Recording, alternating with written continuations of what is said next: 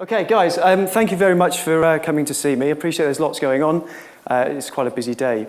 So we're going to look at a few things, but first I just wanted to introduce myself. So my name's Kevin. I'm part of the enterprise sales team at Braintree Payments, and I'm here with a few of the other guys from the team that we've got a stand here as well, part of the PayPal Braintree stand. So I'm just going to quickly introduce them because I know that it'll embarrass them slightly, but just so you know the faces, this is Soren. Where's Soren? Hi mate, give us a stand up. Best game show wave. Nah, no way. Soren's from the US. He starts every sentence with, so hey, right? But so that's him. He's very knowledgeable, so go and grab him. This is Mark. Mark's supporting what I like to call the Jeremy Beadle. He's part of our marketing team, so by all means grab him for anything to do with that. Jeremy is about 6'7", and that's all I'm going to say about that because it will tear me in two. This is Colin. Cole gives a wave. Colin looks like he's just stepped out of a GQ magazine. This is Rob. He looks like he's just fallen out of a game of Guess Who. So where are you, mate? He's around. Anyway, so today what we're going to look at is a few ways that you can adapt your payments process to be able to increase revenue and therefore generate more sales. And you'll be able to do this without spending any money whatsoever. So it's a bit of a freebie, a bit of a giveaway.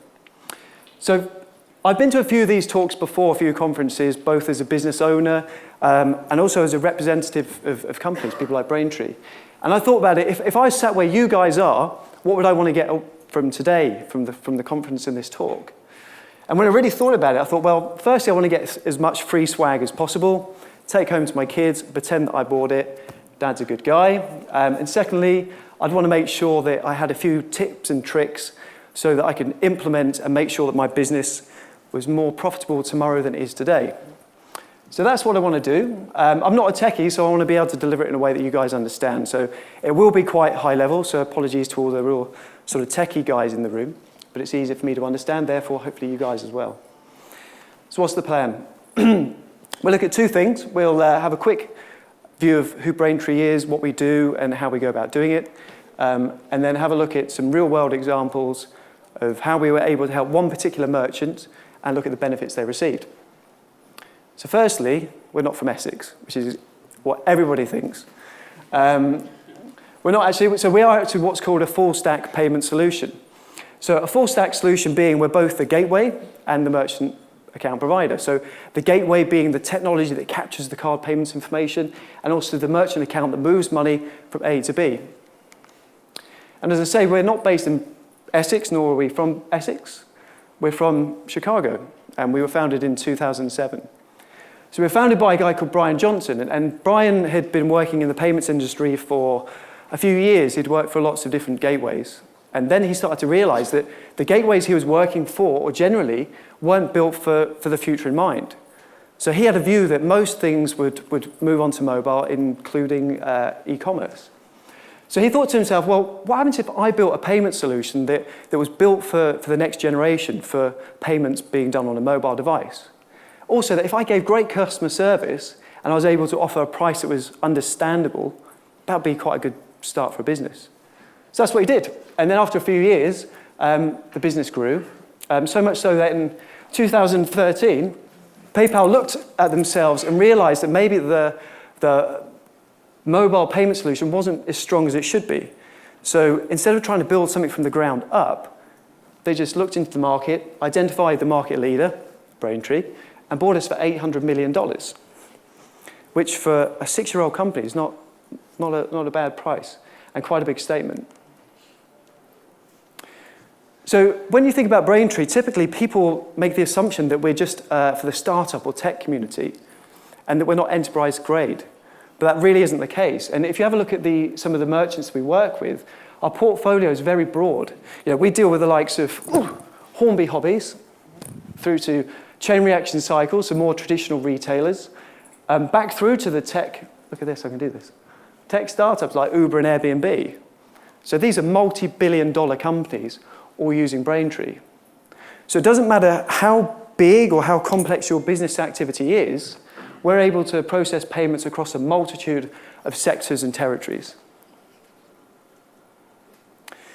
the thing is, to understand how we can really make a difference to payments and therefore sales, we need to understand what's really going on in the payments industry generally, and how the influence of mobile has made such a big impact on how we make purchases online.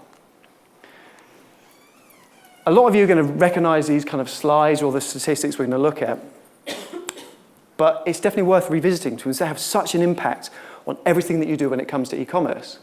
So what we're looking at here is a percentage of people that used a mobile device to complete a purchase over a particular period of time. So that we can see in 2007, bloody hell, that is a big step, 1% of consumers used a mobile device to buy something in 2007. So this is when Braintree started. And granted, it grows a little bit by 2009, but by 2012, there's quite a big load of growth. And by 2015, this is the interesting thing, is that over 50% of transactions were not completed on a desktop or a laptop. So the good news is mobile is definitely going up. More people are using them to make transactions. However, we can see that over 90% of all transactions drop off. And we compare this to desktop at 68%. We can see that only 7% of people that visit your sites ever end up buying something, which is a big number. It's quite a concern, really. But the good news is we can do some things to really capitalize on all that traffic that's going to your website. Very high level, things that we can look at, user experience. So an obvious one, but make the experience easy, intuitive, and take away the barriers to payment. Availability, make sure your provider has optimal uptime. Authorization rates, so look at things outside of the control of the consumer or you as the merchant that might be affecting payments being processed. Speed, so it said that if a consumer comes to a page that doesn't load within 3 seconds, they'll move on. Alternative payment methods, offering the correct payment type to the territory that you're selling in. Mobile optimized, this is a simple one, right? So we need to make sure that what you're presenting to the consumer is optimized for mobile. And a lot of the time, what happens is merchants concentrate so much on the front end, they forget about optimizing the payments bit, and they often then flip that out to a third party. International, of course, selling in the currency that you're selling in, or presenting in the currency you're selling in, shall I say. And very importantly, no redirection, so keeping control of the experience from start to finish. So as it says, we're going to get into the weeds, have a bit of a thrash around and see really what we've done with one particular merchant and the benefits that those guys received. Does anyone recognize this branding? Anyone? No, good. It's made up. It's a completely fictitious brand, toys.com. But the information that we're going to look at is correct. This is real-life data. And it's data that we've taken from a merchant that you would have seen on the slide previous. So what you're looking at here are the notes that I would have taken after my meeting with this particular merchant. As summary notes, really. And you can see that I've highlighted a few areas that we would have looked into and tried to help with. But time isn't our friend, so we're just going to look at, say, 3 out of those 7 or 8 that we were seeing. So, hang on. What we're going to look at is the user experience. So what this particular merchant was finding is that they had a real problem with conversion. And that was attributed to the user experience that they had. And this here is an example, the exact example of what they had prior to using Braintree. So if we look at it, the design's actually all right. It doesn't look too bad, right? It's quite easy to understand. But the thing is, and this is very important, it is a full redirect. So that meaning that the consumer spent 20 minutes or so on the merchant's website, but the most important part, the bit where they want to pay with their hard-earned cash, they're redirected out and are on someone else's servers. Imagine if that happened in the real world, and this is key. Okay, so let's just say that I go to the Apple store and I'm greeted by some really friendly, albeit over-smiley, slightly irritating person at the door. I go in and I have a shop around, I have a look at the cool products, overly priced products, but cool nonetheless. Everything's shiny, everything's white, everything's beautiful, everything's cool. I'm having a great time in the Apple Store. But I then go up to pay for my cool new expensive item, up to the till, and just as I get to the till, I get grabbed by somebody by the collar, yanked out, pushed through the store. I go out of the shop, made to turn left, left again, pushed into another shop, and suddenly this shop is small and dark, and it doesn't feel the same. It's not the same experience. So then I go walk up to the till, and then I'll wait. I wait for 2 minutes, because it takes around about 2 minutes for this process to take place. So I wait there for 2 minutes. It's a pretty bad experience, right? So what could happen is that in actual fact, when I go to the cool new store, I walk out to go pay next door, but I continue walking. If I continue walking, there's a very, very good chance I'm not going to come back. That's what happens with a redirect. That's the negative, that's the downside. So the first thing it's asking us for in the old world, it's asking us for a name. So for those that don't know, to process a credit or debit card, you need 3 things, right? So you need the card number, the CVV, and the expiry. That's it. So you don't need the name. There are reasons why you might want the name for fraud and other reasons, but why not drag that through from the previous delivery page? You've already asked for it. And by asking for the name, you're asking the customer to tap around about 16 times more than they need to. That's the average. But that is 16 opportunities where they could potentially make an error. And if there's an error, there's a very good opportunity or chance that they would abandon the cart altogether. Second thing we're being asked for is, let's scroll down here, of what card type it is. Again, we don't need this information. And even if the merchant did want it, there are much better ways of getting that information, which we'll have a look at in a minute. Okay, now this is important, okay? If you take away anything, this is the thing you need to really sort of prick your ears up for. This will have more of an impact on your conversion than anything you do with payments, if this is what you're currently doing. I am being asked here for the card number. I need a pointer, or someone taller. It's asked me for a number, but the keyboard that I'm being presented with is a QWERTY keyboard, right? So I then have to flip it from QWERTY to numeric. But then it's still small numeric. And that's fine, because I've got fingers like a child. Hi, child fingers? Yeah, small fingers. But I've got friends that are bricklayers or just generally normal-sized human beings where this might become an issue. Also, do you notice that the numbers are all bunched together? Has anyone got a credit card? Debit card, credit card, anyone got one I could borrow? My God, this is like the tightest room in the world. This man's got a credit and debit card, fantastic. That's great. This one? Wow. This is fantastic, great. Alan, thank you. Okay, so on Alan's card, I don't know if you can see this, though most probably can't see this, of course, but it's a Visa card, right? It's a Visa debit card. I want you to imagine what's going on in the real world, okay? So when people are making a transaction, what are they actually doing? They're holding a device in one hand, maybe they're sat down, I don't know. They're sat down and they've got the piece of plastic here, right, in front of them. And all they're trying to do is replicate what's on this piece of plastic on the device they've got in front of them. Makes sense? Everyone does that. They want to get this information from here to here. So why not ask for the same format that appears on the piece of plastic in front of them? That's all. So 4 sets of 4 for Visa, 465 for Amex, etc. Also, it asks for the expiry. So what's your name? Andy. Andy. Hi, Andy. Where does it say on there the full year? Or Does it say the full year? Does it say the full month? January, February, March, April, May, June, July, and all the rest of them? No. No. So why ask for something that doesn't exist? It doesn't say that on this piece of plastic here. So why confuse things? If you start to confuse people, there's a very good chance that it will lead to an error. If it leads to an error, there's a chance they'll abandon the cart. Again, we're being asked to enter numbers. It goes to a QWERTY keyboard. We flip it from QWERTY to numeric. Again, more taps. And the thing is, if we summarize it, we've actually tapped 22 more times than we needed to, which is 22 more opportunities to make an error, 22 more opportunities for the customer to abandon the purchase. Thank you, Alan. Great stuff.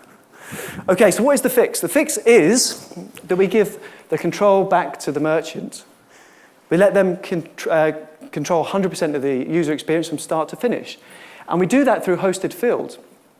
Hosted fields are essentially mini transparent iframes that can be placed anywhere on the merchant's page.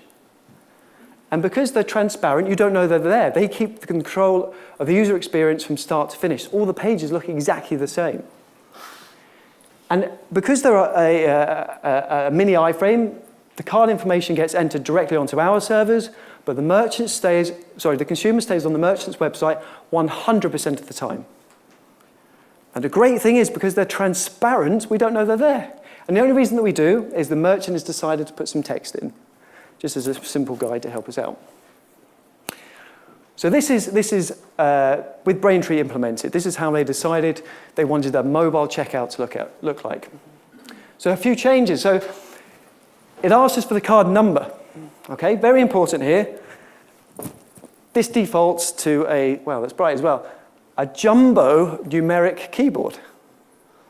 People with fat fingers are going to love this. This really does help. This helps with conversion. You'll notice that the format of the numbers are exactly as it appeared on Alan's card, 4 sets of 4. Not only that, it shows us the Visa number here. That it is a Visa card here. And that's auto-generated as well. So that's picked up by the first 4 digits of the card, which is the bin range. The expiry appears exactly as it did on Alan's card. And also it auto-tabs over as well, so we're reducing clicks there as well. The CVV, we're asking for numbers again. So again, it defaults to a jumbo numeric keyboard. And for those that don't know, it'll also tell you where to find that. If this was a real payment, everything would be done. It's super simple and very, very quick. And as you can see, the arrow on the chart, right, this goes up. This is a good thing. So 34% increase in conversion is what this particular merchant received, just by making a few subtle changes. And I can assure you these small changes have a huge impact on conversion. So that's one takeaway. The second problem they were having was price, right? Everyone wants a better deal, pretty much, I guess. No one wants to pay more for something they don't need to. But in order for you guys to go away from here to here today to be able to go and negotiate a better rate, you have to really understand what is the contributing factors to price when it comes to payments. The biggest issue this merchant was facing, and they're a toy retailer. They sell puzzles, games, all things through Transformers, etc. The problem they were finding is they were paying nearly as much on processing fees as they were making per item, so the gross margin. And also that they weren't really turning over that much. They're just under $5 million a year. So not enough to go back and really sort of do a power play and get those rates down. So what we need to understand first before we can see how we help things out, or help those guys out, is to get a grasp of what interchange is and what effect it has on price. Does anyone understand what interchange is from top to bottom? Show of hands. Anybody? Anyone brave enough? Matt Parkinson from Gene Commerce? No? Godfather of payment? Nothing, not a sausage. Good. Okay. Interchange is quite complex, or can be. So I'll explain it in the way that I understand. So very high level. Essentially, interchange is a wholesale cost that's incurred when processing a credit or debit card payment. Okay? So the interchange element is paid to the banks, and for the banks to move money from A to B, like this. Like that. Okay? So that's a wholesale cost to move money from A to B. Also, there's another element to this, which is the schemes, which are Visa and MasterCard. And essentially, Visa and MasterCard own the pipes that link the banks together in order for them to communicate and move money and move information freely. But these guys don't do it for free, which is why we have interchange and scheme fees. Everyone cool with that? Pretty much? Okay. Here's the thing. Interchange is a variable cost. It differs by card type, by value, by currency. But more importantly, where that card is issued from. This is the key thing. So you can think about interchange very much like postage or like sending a letter. So let's just say that there's somebody in, it's the northeast, right? Newcastle. So Cheryl Cole. Any big Girls Aloud fans? Colin Moss Davies? One. Good. Let's say that Cheryl Cole is sending a letter from Newcastle to London. To do that, there's most probably going to be a lorry involved, and then most probably a local postie on the bike that's going to deliver the letter. The cost is going to be fairly low. It'll be covered with this thing here, a first-class postage stamp. The letter doesn't have to really travel that far. But, for instance, let's say that Cheryl Crow is sending a letter from the US to the UK. It's the same letter, it's the same destination, but it's got to travel further. So there'll most probably be a lorry one end, a plane or a boat, maybe a lorry the other end, local distribution. Then you've got your postie on the bike, and then he posts it. And this cost will be covered with international postage. It's going to be higher. And interchange works in a very similar way. We can see here that the wholesale cost to process a debit card is 20 basis points, 30 basis points for a credit card. But if we compare that to international, it's over 1% more. And that is huge. That's a huge increase. That's a big fat dog. The reason you're looking at a big fat dog is that when a merchant sets up a merchant account, that merchant account provider will look at that merchant's particular business, analyze it, and really understand how much international business they're doing. We know in this case it was around about 10%. But what that account provider does is he thinks, well, what happens if that merchant starts transacting more online? So what they do is they build a load of fat in, just in case that happens. And that fat is there to maintain their margins and to protect themselves from any adverse changes in interchange. But that doesn't help my toy retailer because he's paying 1.1% more than he needs to be on 90% of his business. So what is the fix on this? So merchants, all of you guys, can take advantage of what's called interchange plus pricing. So essentially that means you're going to have to pay interchange anyway, right? It's a wholesale cost, think of it that way. So we're going to strip that out. You have to pay it. We're going to show it to you separately. But then we'll apply a margin on top, and it's a fixed margin. So if the interchange is low, our margin is here. If that interchange increases, because it's an international payment, our margin stays the same. And by doing this, this is the most cost-effective way of processing a payment. In this example, they save 1.6% on the domestic volumes, 90%. So £72,000. Just by changing the model that they're on, going from a fixed rate to an interchange plus rate. It's definitely something for you guys to take away from today. You can do that pretty much with most providers, especially Braintree. Last problem. When I met with these guys, they told me they had a high emotional abandonment rate, James Perrett, formerly of PayPal. And when he told me that, I thought he was joking, but apparently it's a real thing, right? So what he means by that is that people were going to their site, adding products to the basket, but there were particular things that would trigger, or particular barriers that would trigger the customer to question if they wanted to buy that product from them. And here's the thing, that they were selling the same products as a lot of other retailers. So they wanted to capture as many of these customers as possible before they questioned if they wanted to buy the product from that particular merchant or not.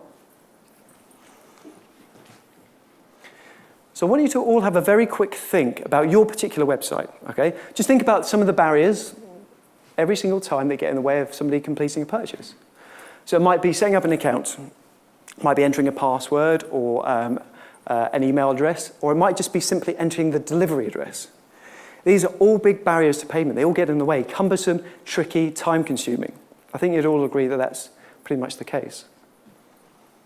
Now imagine this. Imagine if somebody comes to your website for the very first time, never been there before, for the very first time they come to your website, they add one product to the basket, and then at that point, they're given the option to click on one button to complete the whole purchase. No delivery details, no payment details, no account, no email, no password. How much of an impact would that have on your business? And the answer is massive. And there's a way to do that. And the way to do that is through PayPal One Touch. So essentially, PayPal One Touch enables new and existing customers the ability to be able to make a payment just with one click. And what happens, the way we do that is the technology that we provide essentially looks in the background on that device, and it looks for a PayPal-powered app and or a website that they've used previously in the past that's used PayPal. It automatically logs them into their PayPal account and then gives them the ability to buy with one click, with one touch. This has an immediate effect on sales. This is a very, very low number, by the way. We've seen much higher numbers. But the result in this case was 17% increase in sales overnight. £765,000 more of sales. So this is incredibly powerful. Okay, that's pretty much it from me. I hope that the 3 problems or 3 tips I've given you are something you can take away and implement as well. As I say, we do have a stand downstairs with those beautiful people you saw on the first slide. So if you do have any questions, queries, concerns, you want to see some demos, you want some free swag, come over and see us. But thank you very much for your time.